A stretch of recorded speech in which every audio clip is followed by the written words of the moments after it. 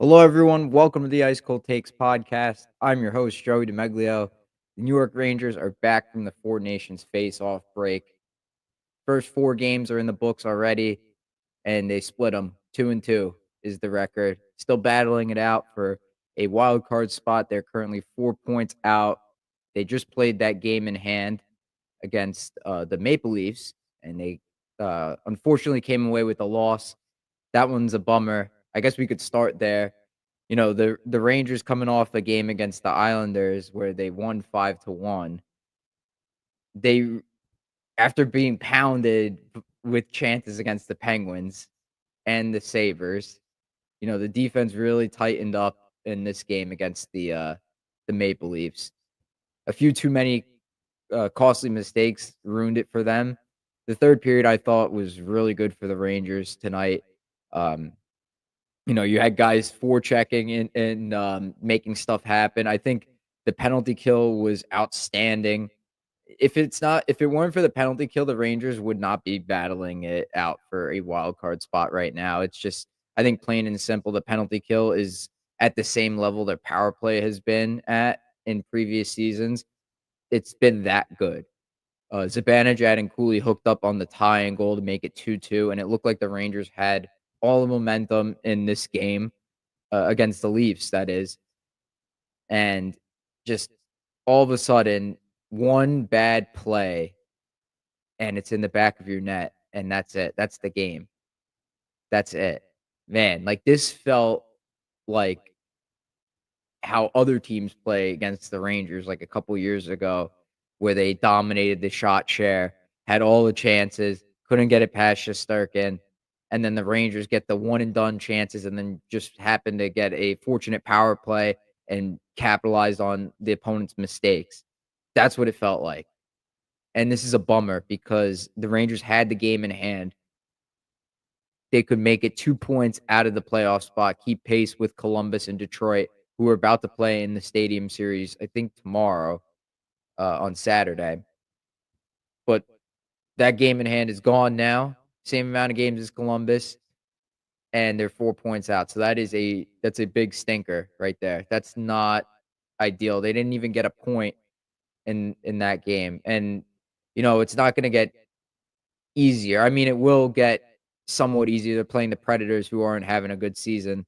Uh, they play them on Sunday, but after that, I don't think it really gets easier. I know they play the Capitals. They're gonna play the Islanders again. Um, it's an uphill battle for the Rangers, especially because they just lost Adam Fox to injury, and that's gonna be, like, somewhat of a long-term issue. He won't be back within the next week or so, I would say. So, the Rangers will have to make do without him. But then the other games too, like the Islanders game, overall, that was probably before this game, that was their best effort since the break. They won 5-1, but the game was a lot closer in the first two periods in that game. That was Brennan Othmann's season debut because Kreider's out with an injury. Um, and that line, fourth line, third line, whatever you want to call them, Brodzinski, Rempe, and Brennan Othmann, they tore it up. Brodzinski had 2 goals. Rempe's rimming the puck out like crazy. Othmann is making screens, making stuff happen, playing like he's been here before. Like, this is good stuff from the Rangers, bottom 6. I thought the Carrick line looked great too. It was the top 6 that was concerning. Panarin and Lafreniere really haven't been doing much. And it's the same issues that I've said before, like why the Rangers are struggling. Their top guys aren't performing, and that's the reason they're in the rut they're in, and they're not playing to where they were last season when they were the President's Trophy winners. It's the same deal here. Panarin and Lafreniere can't get it going. But Sam Carrick, bottom 6, Rempe, Othmann, Brodzinski really pulled through in that game against the Islanders. After they scored all those goals, it was just really nothing doing for the Islanders. Shesterkin was great again in that game. He was great against Pittsburgh, when he sucked balls on last Saturday against the Sabres. 8-2 the loss, 5-0 at the end of one period. He didn't even make it out of the first period. $11.5 million to get pulled in the first period. Lundqvist would never. Lundqvist would never. That's the effort the Rangers came out with, shifting over to that first game, the Buffalo Sabres game, and that was very concerning because they had all that time off, and that's the effort they responded with. 5-0 loss to one of, if not the worst team in the NHL, the Buffalo Sabres. Um, that was really just put it in the rearview mirror, move on. Next game, Pittsburgh. That was an atrocity of a game on Sunday. I mean, you follow up the Four Nations games with that laugher. Oh, dude, let me watch basketball after that. Let me watch spring training baseball after that. Like, I'll never watch a hockey game after that if you're just new to the sport. That was terrible. Rangers' second period in that game was probably the worst period they played all season. I think the first 17 shots on goal in that second period belonged to the Penguins. And the only reason the Rangers won that game was because Shesterkin was great and Blomqvist, I think, was the Penguins goalie. He was terrible. Those are the only 2 reasons the Rangers won that game. Then the Islanders game, the 4th line showed up. Really, it hasn't been a complete 60-minute effort once in the 4 games since the Four Nations face-off. Again, that's concerning. I take back earlier this season, I think I said something along the lines of, "Wow, it's been a while since we said a 60-minute effort has been the issue with the Rangers." Man, I wish I never said that because that's been the whole issue this season. That's been their biggest issue all year. Terrible. They can't get anything going. They start slow to periods. They always take a penalty or allow a goal in the first like 5 minutes of the game, and it just really puts you on your heels. And like that's how you got to play, man. Like that's not a winning formula. That needs to change. If you want to make the playoffs, you can't allow goals in the first 5 minutes of the game every single night. You can't be chasing the game often. You gotta come out firing. You gotta come out the right way, and you gotta maintain that energy and that consistency throughout the entirety of the game. And the Rangers just haven't done that this year. I mean, they found some success in the first period against the Maple Leafs. They had some easy zone exits, and that's been a big issue for their defense is they can't exit the zone with control. That was an issue I noticed against the Islanders, why, they started off pretty slow in that one too. It looked like the Rangers were just hanging on for dear life and just clearing pucks out whenever they could get a stop because the Islanders' forecheck was just relentless. The Rangers need to find a way to clear pucks out with control, skate it out, get a stop early so that you're not skating around your own end for 2 minutes and that your guys are tired. They need to make faster stops and get the puck out with control so they could transition to the offense. But when they do get on offense, they've been shooting the puck a little bit more. Like the bottom 6 was, and then tonight too, Borgen with the nice little shot pass, beautiful deflection by Zibanejad. Zibanejad had a really nice game tonight. Really, really nice. I mean, did you see that saucer pass to Cooley on the shorthanded goal? That was beautiful, man. I mean, if Zibanejad could play like that, I mean, sign me up. That's what the Rangers need him to be. Like that's something, the Rangers could go far with that if he's playing like that consistently. And I think the only way to do that is if you have JT Miller on the line because it just seems like Zibanejad is playing a lot better when he's playing next to Miller. So Cooley, Miller, Zibanejad, I like that line. Panarin, Trocheck, Lafreniere, those guys need to get it going. It's just the magic they had last season seems to have run out, and it's reverted back to what it was the first time they tried it 2 years ago with Gerard Gallant and Gerard Gallant's last season.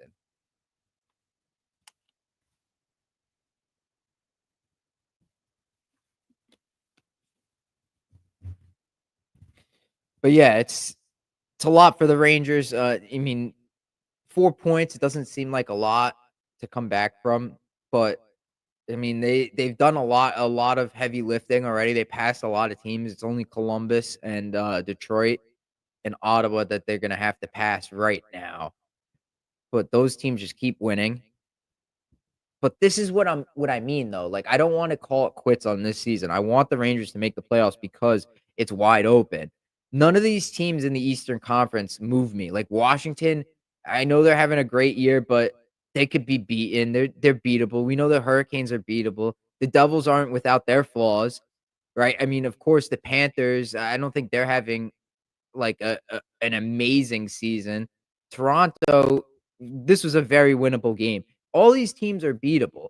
It's wide open. There's not one team that I see that's like, "Wow, this team's gonna be impossible to beat come playoff time. It's gonna be hard to beat them 4 out of 7 times." I don't see that.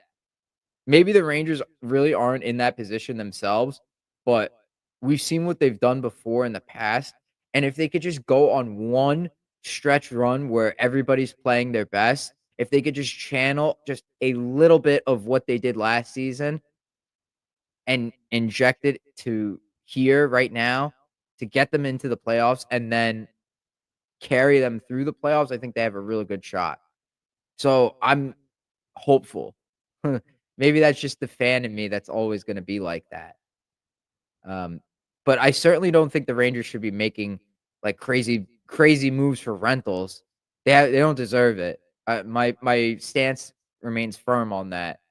Don't be trading your assets like Brennan Othman for a Brandon Tanev or a Yanni Gourde or Alexiak or, you know, these guys that are just gonna be one and dones like your Vetranos and your Cops of the world. The Rangers aren't in a position to do that. They should be going for guys with term, and I'll get back to that. Um, but there's a big roadblock here. I mentioned it earlier. Adam Fox got injured, an upper body injury against the Islanders, and it looked pretty bad. Um, they said he'll be out for quote a little bit, but they expect him to be back before the end of the season. Now, I don't think the Rangers should punt on the season now that he's out. I think they still have a very good chance. Like this team, it, they say what you want about how they were earlier in the season. I think the worst is behind them. Still, even though the effort was really bad against the Sabres, the effort was questionable against the Penguins, and they can't get a consistent 60-minute effort. They're right there. This isn't like where they're just not showing up to play. They're right there. I mean, you saw it tonight. They could have won this game. They need a consistency. They could be making a push for the playoffs. Maybe if they're first round exit, so what? So what? I'd rather have the hope of them doing that than to just get a first round pick and draft a player that, is going to take 5 years to develop and you don't know if the Rangers are going to develop him properly. Like it's hit or miss. How many years has Othman been in the Rangers system? And he's just now getting a chance, quote, put that in air quotes because he really didn't play that much tonight. I don't know why. You guys flying out there. He's just now getting his first chance to play with the Rangers. So to me, I'm prioritizing the playoffs. I want that. Keandre Miller also got banged up too in that Islanders game. He left early and didn't return. Adam Edstrom's also out long term, and Chris Kreider is dealing with an injury. I think an upper body injury, something about his back is an issue.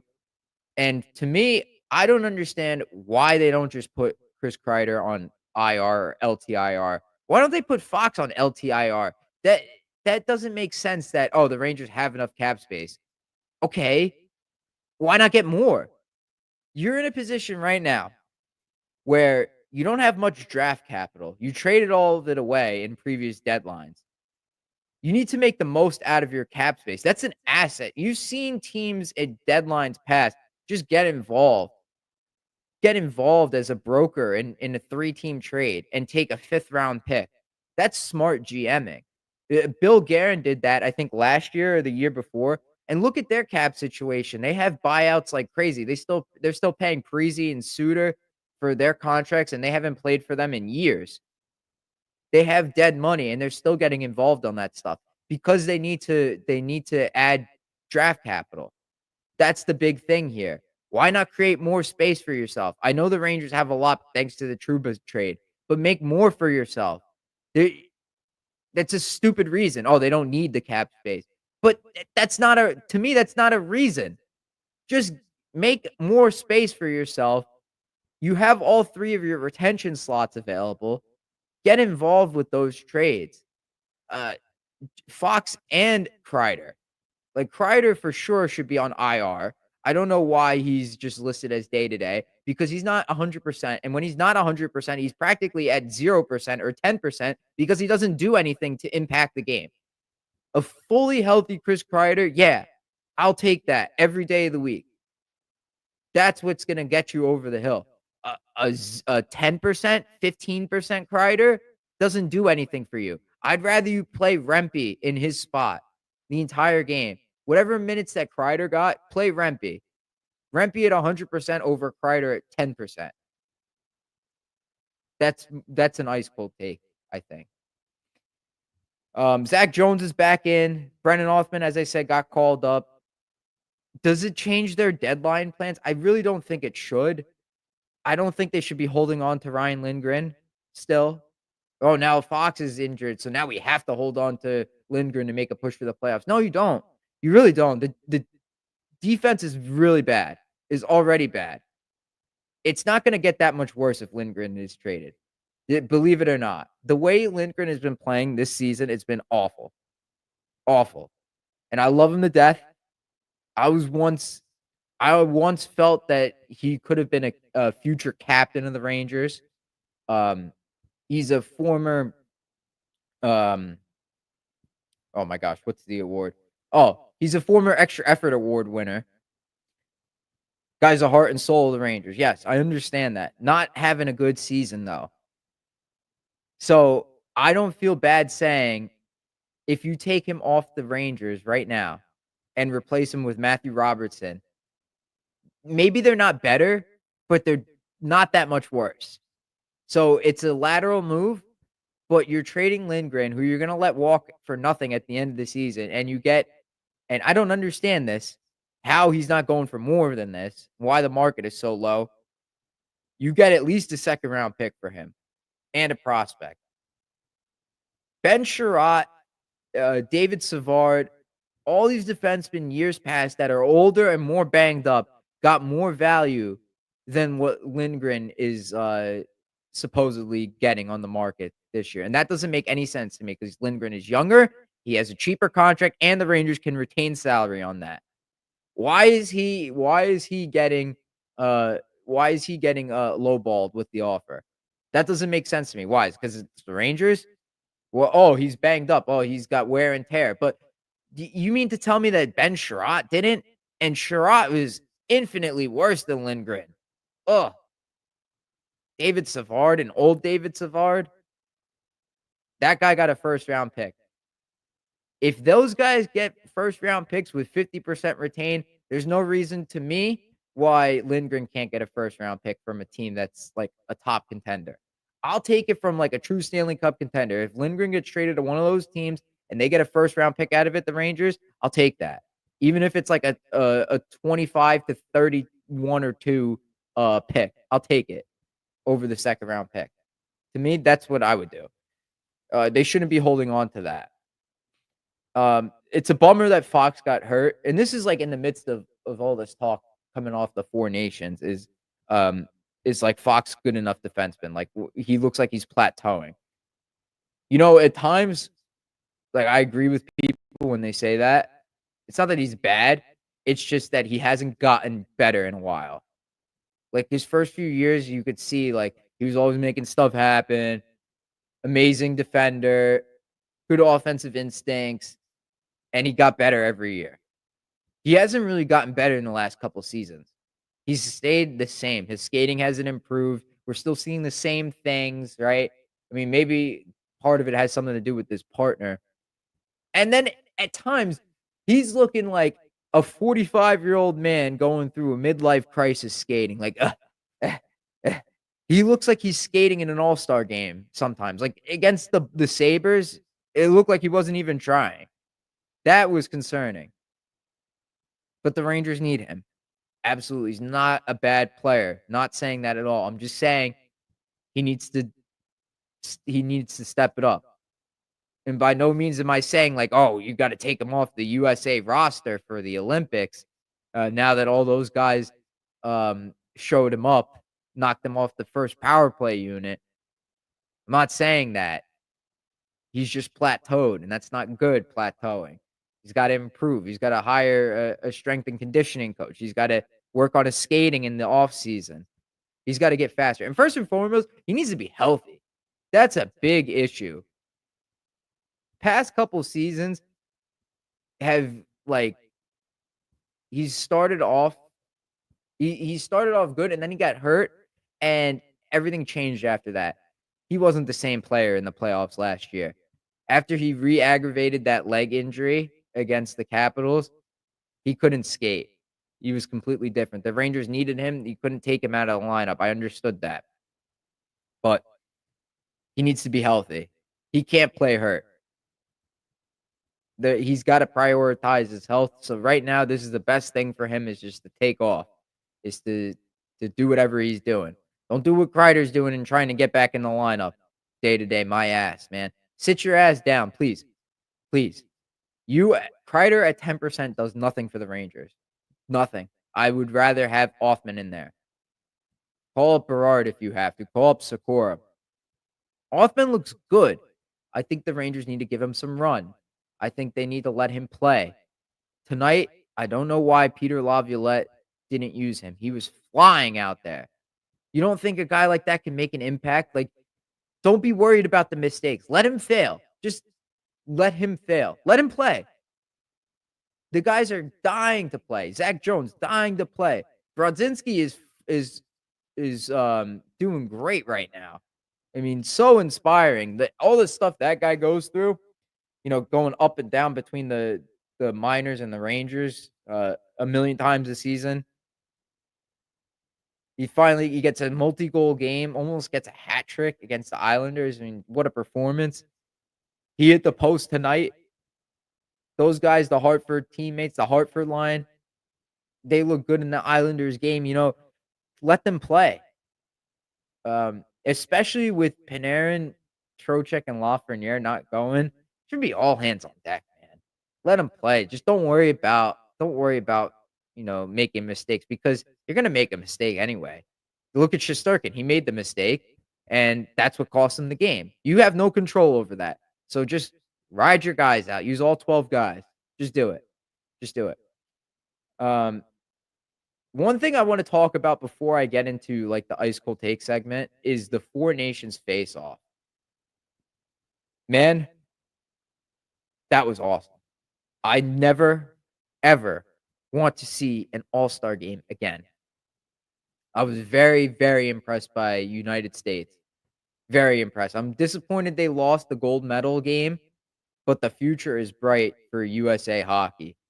Like, we put hockey on the map again in the United States in terms of ratings and viewership.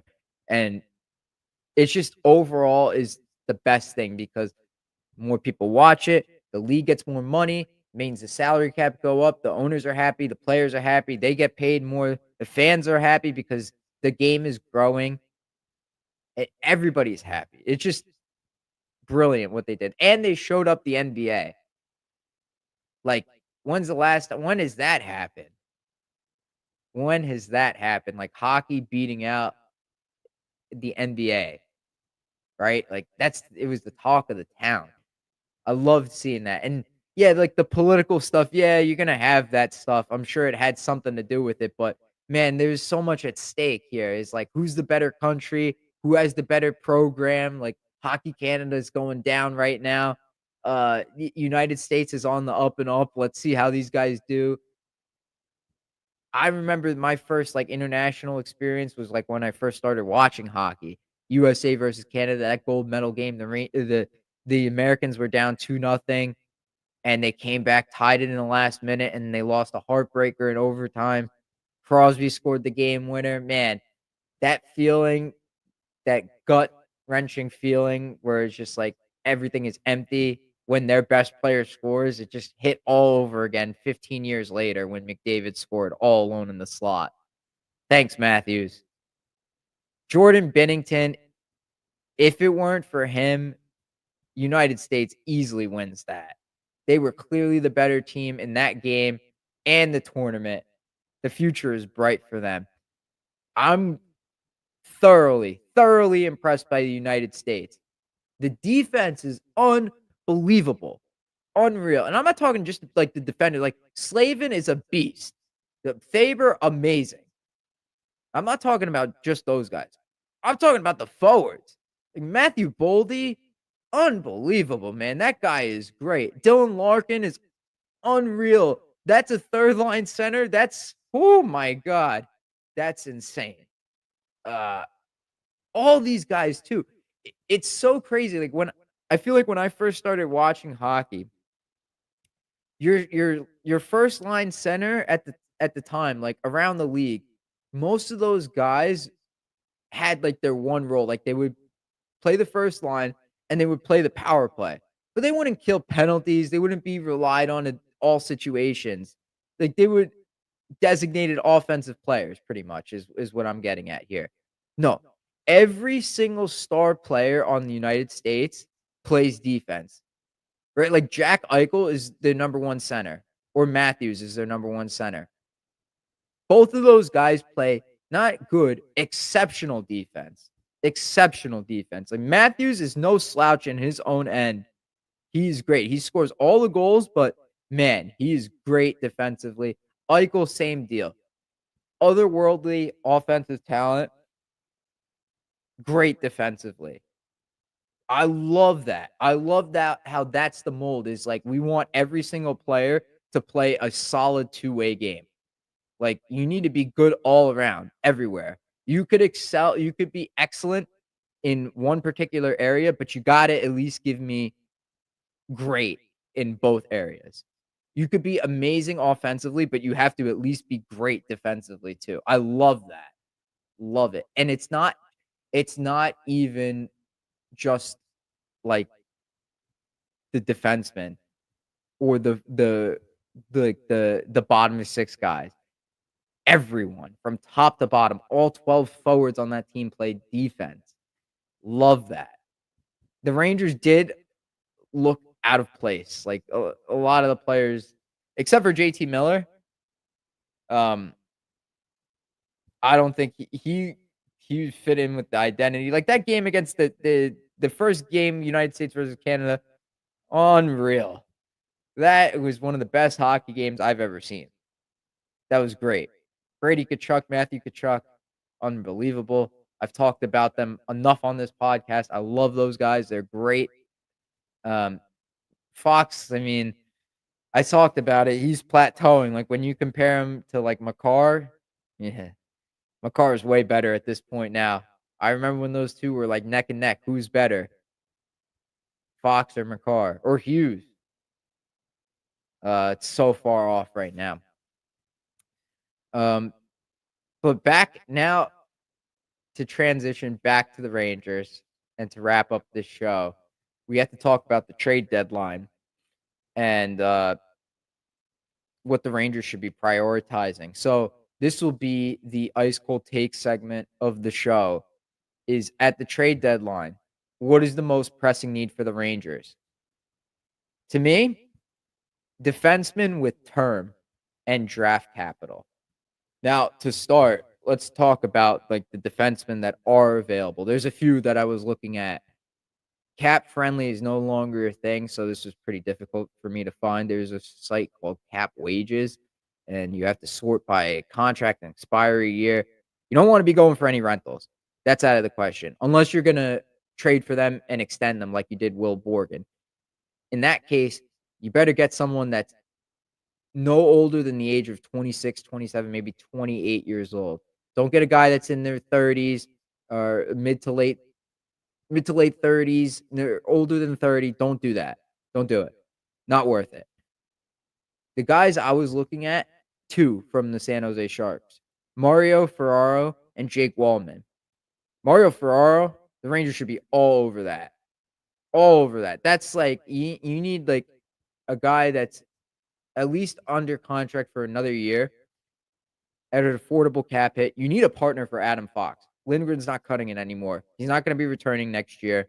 You need to find a partner for Fox. Has not had one of those guys.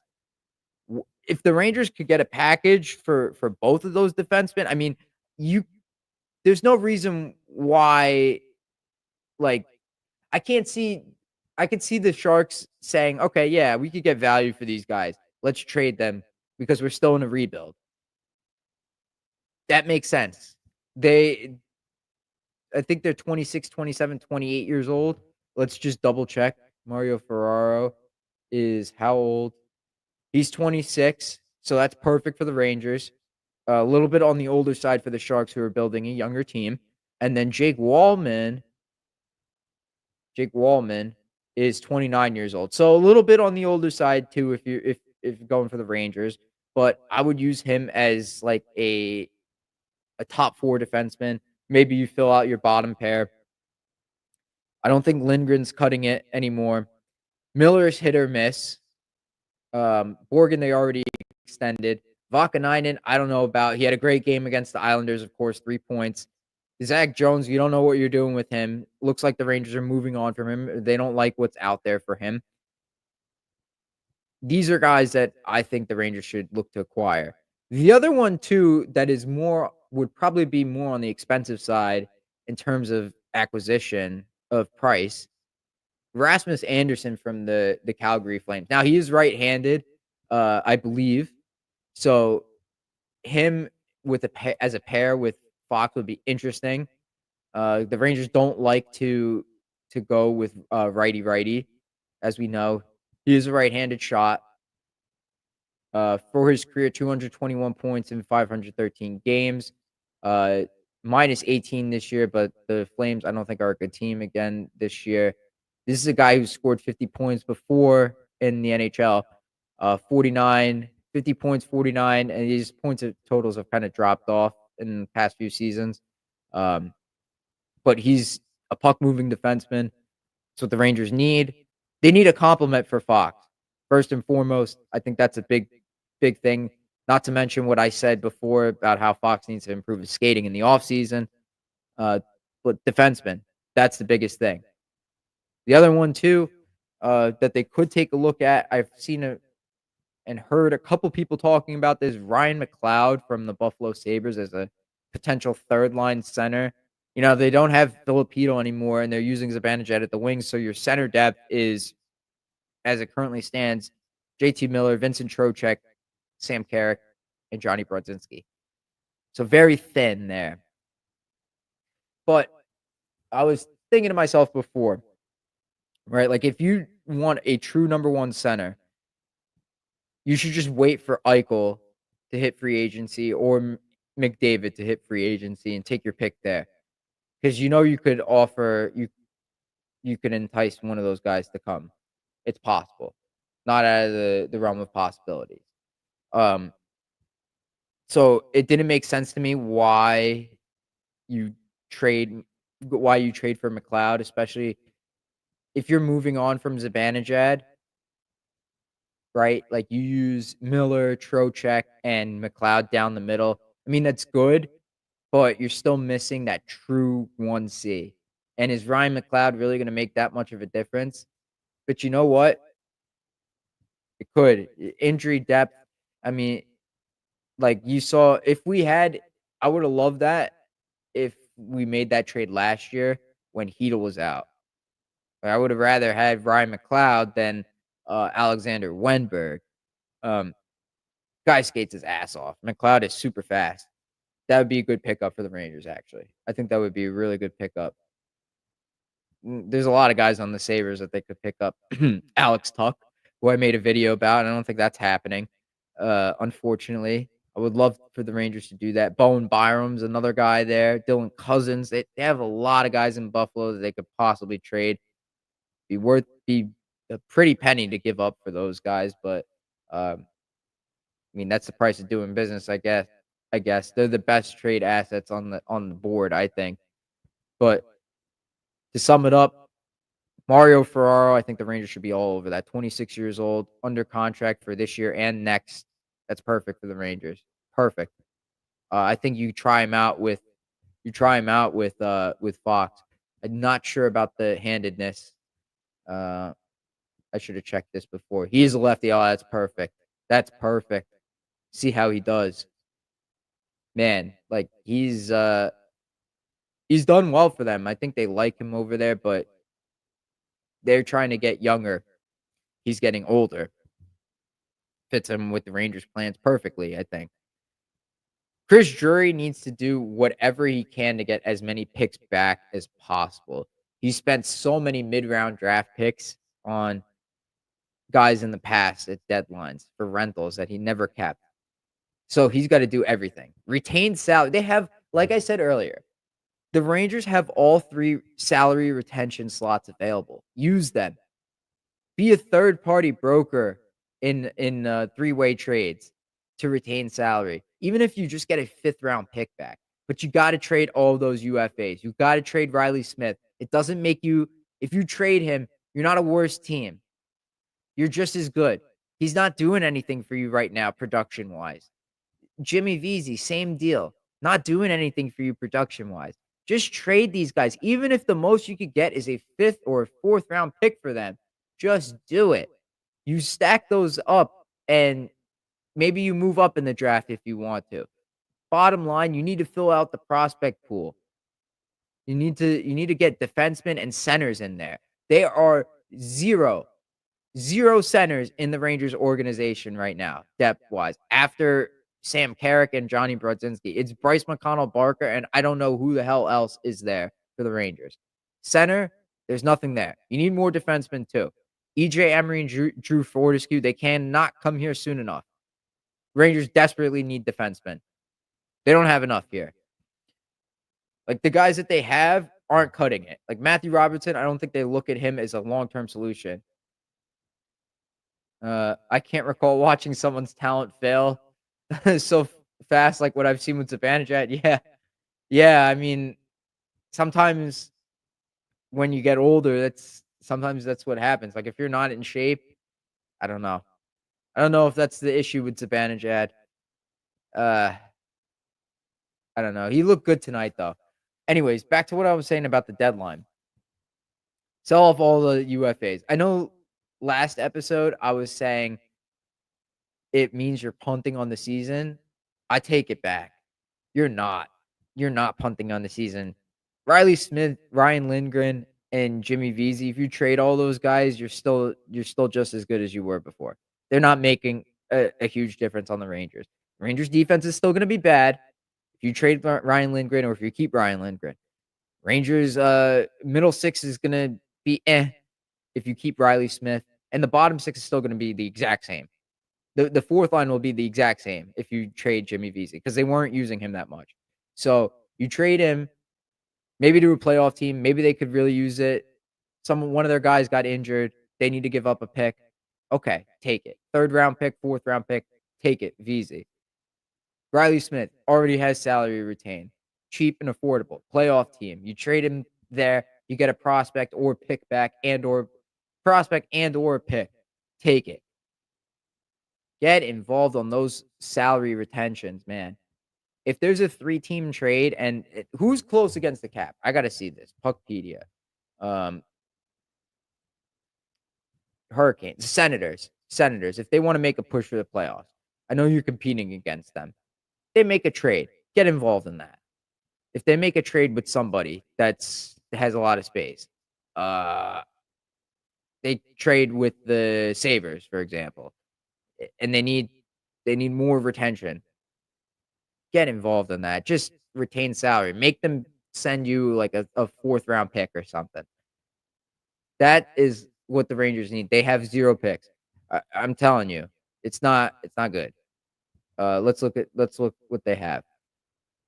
They have their first pick in this year's draft comes in the 3rd round. They have no seconds until 2028. They have 2 firsts, one in 2026 and one in 2027.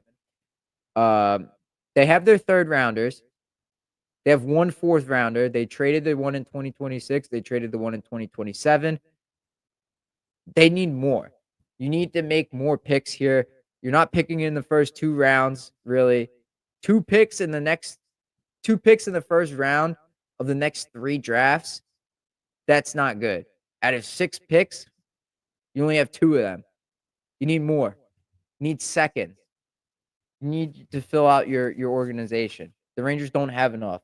And I don't care if the Rangers can't develop prospects. Just let them play in whatever league that they're playing in and hope they figure it out themselves. Don't even get involved. Don't care. You need to stock the organization because there's just not enough here right now. You're gonna have injuries. They're gonna happen. It's not enough. And I'm not in favor of just going the free agency route. It worked out with Sam Carrick, thankfully, but it's not a recipe for success. I've seen teams do it before in the past and it failed miserably. Build your own guys. That's what Tampa Bay did. That's what made them successful for so long is because their depth. And that's why they're still good now. They're still kicking around. Um, that's what the Rangers should do, in my opinion. I think the biggest thing, use those retention spots. Be proactive, Chris Drury. Please. Please get involved in that. Be a smart GM. Use your cap space. You have 12 million currently, $14.3 million in deadline cap space. That is a lot. All 3 retained salary slots available. Just do it. LTIR Fox. Just do it. Just put Kreider on IR or LTIR him. Let him rest.